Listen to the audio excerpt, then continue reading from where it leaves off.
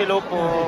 Sir, update lang po sa Nangkapagod si Kamatayan. Tuloy po ba yung movie nun? Hindi ko alam. Wala akong balita. Basta cinema. After the breakup. After the breakup. After the breakup, bigla. Sa tingin niyo po sir, naka-apekto po ba yun? Kaya na-adjust yung schedule? Naka-apekto po yung breakup ng Katniel sa Yeah, schedule. I think pinalay. Honestly, feeling ko So we will update na lang po no soon. feeling ko lang, pero wala akong alam ha. Wala akong contact sa kanila, I haven't heard. But I feel na after the breakup, parang naglaylo yung pag-ulat. Naglalo yung production. Thank you po. Sir, how do you balance your life? Kasi parang halos lahat ng GMT show, ito yung consultant.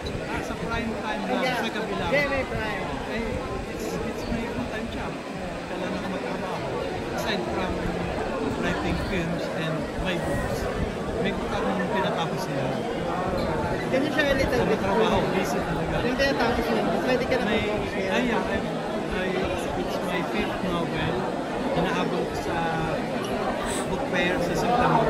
Kaya paspasan. We have to go to press any day now. Okay naman siya. So at least matapos ako ng brief book. And then, actually naman ko na you're one of the consultant nga po sa palabas sa GMA Prime, yung kinakabangan Pulang Araw and also the Widow's War, lahat mga trending araw-araw at maraming ano niya, sunod. Siyempre, part ka po. Yes. Isa sa pakiramdam na part ka ng shows na maganda. Modest aside, maganda. Widow's War and Pulang Araw. Pinagpaguran talaga, lalo na yung Pulang Araw. You can see all the